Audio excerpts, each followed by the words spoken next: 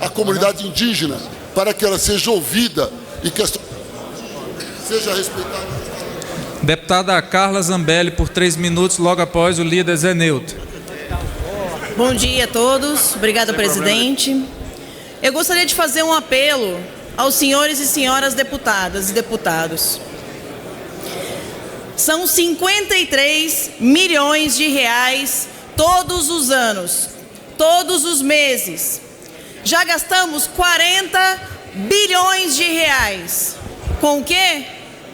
Com anistiados políticos.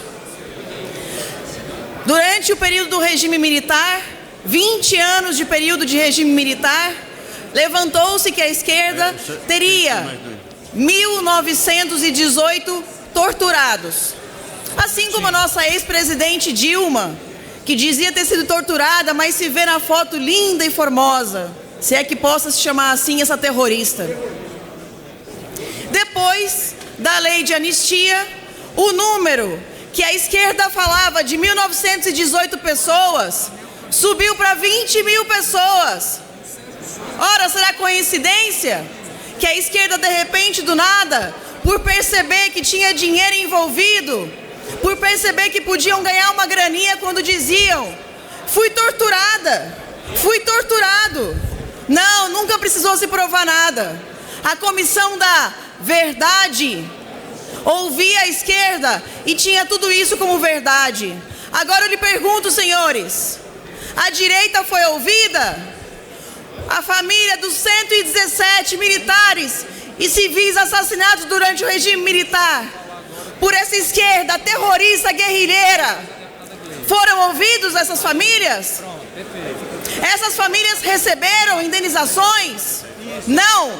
Essa comissão da verdade, que foi nomeada pela presidente Dilma, foi feita só para a esquerda, pela esquerda. Nós queremos a CPI dessa comissão da verdade. E para isso, senhores, eu faço um apelo. Por favor, assinem a CPI da comissão da verdade. A esquerda, inclusive, deveria assinar, porque se não tem medo da verdade, deveria querer verificar o que foi feito nessa comissão. Eu peço, por favor, aos senhores e senhoras que não assinaram, um apelo: me procurem e assinem a CPI. Vamos descobrir onde é que estão esses 40 bilhões de reais. Peço para incluir minha fala na Voz do Brasil, senhor, por favor. Seu pedido será atendido, deputado. Eu já convido para fazer uso da... Deputado José Medeiros, do Podemos.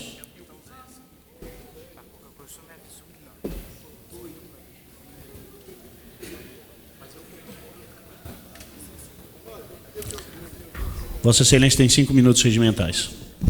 Senhor presidente, ontem nós estivemos em Campo Novo do Parecis com o ministro Ricardo Salles, a ministra da Agricultura, Tereza Cristina, na tribo dos Parecis.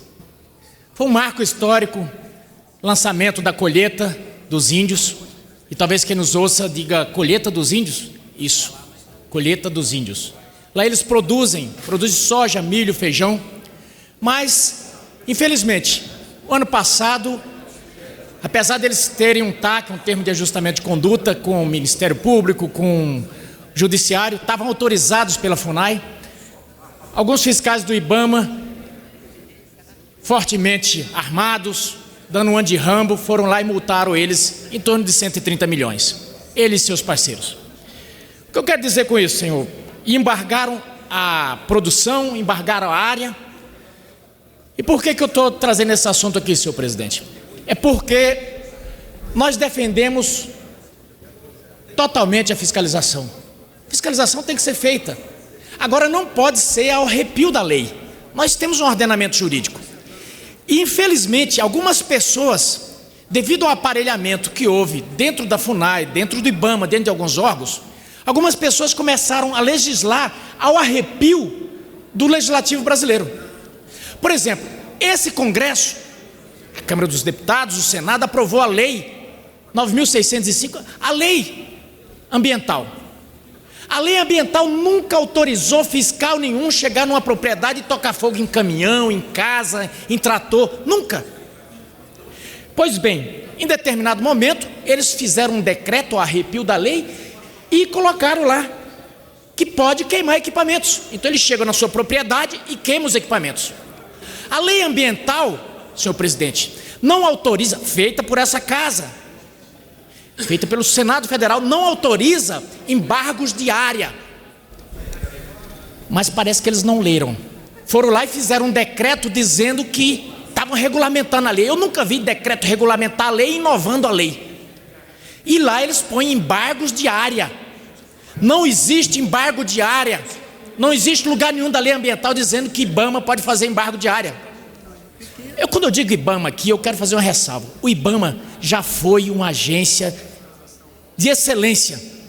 Eu queria separar a instituição, preservar o nome da instituição IBAMA, mas queria encarecidamente que o ministro do Meio Ambiente pudesse desinfetar esses sujeitos aparelhados, que têm direcionamento político e que querem fazer, são os milicianos, querem fazer a sua religiosidade e querem chegar em estados como Mato Grosso, arrebentando. Querência está quase, senador, o deputado Kim, foi uma profecia, viu? Deputado Kim, praticamente está impossível de fazer qualquer atividade econômica em querência, porque todas as propriedades lá estão embargadas pelo IBAMA. Quem falou que IBAMA pode embargar a propriedade? Chega lá, tem um cisco no olho do vaqueiro, embarga a propriedade, pronto. E para desembargar uma propriedade dessa, aí dá-lhe, né? Mas está aberto. Aí dá-lhe. Então é o seguinte... Não tem. Tem não. E aí você fala, mas meu Deus, com base em que você está dizendo isso? Com base em laudos falsos, com base em denúncia de corrupção. Até essa multa que fizeram contra Bolsonaro, eu aconselho vocês pegarem. Até aquele laudo, aquela multa que fizeram contra Bolsonaro é falsa. É assim que eles fazem lá no Mato Grosso. Sabe que jeito, deputado? Senhor presidente, só para terminar, o sujeito lá no escritório, ele pega, monta uma operação fake. Eu sou contra o Kim, não gosto do Kim porque ele é do MBL, vou multar o Kim. Pronto, monta uma operação, escreve em tal dia, encontrei o Kim em tal lugar e multa e pronto. Nem o cão tira mais aquela multa. Pegue o laudo da multa do Bolsonaro que estava pescando e veja se aquele agente estava lá em campo no dia. Não estava. Era um sujeito que multou ele e depois foi promovido a secretário do PT. E depois foi promovido aqui para Brasília. E eu queria elogiar o altruísmo do PSL de deixar esse sujeito de coordenador aqui em Brasília, no IBAMA. Isso, sinceramente, é de se elogiar esse desprendimento. Mas eu não quero falar aqui de Bolsonaro. Eu quero falar dos agricultores, dos pobres coitados que estão sofrendo na chibata desse sujeito que se acha dono do mundo. Obrigado, deputado José Medeiros. Gostaria de deixar registrado aqui o pedido do deputado Osíris Damásio para que a sua... Começo chamando o deputado Alexandre Frota.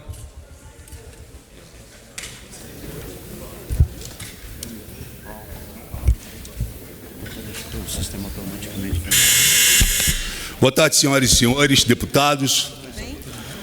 O PSOL, que nas últimas eleições lançou para presidente o chefe do MTST e para vice a Índia Tabajara, sobem aqui para enaltecer os movimentos sociais democráticos, que eles chamam de movimentos sociais democráticos.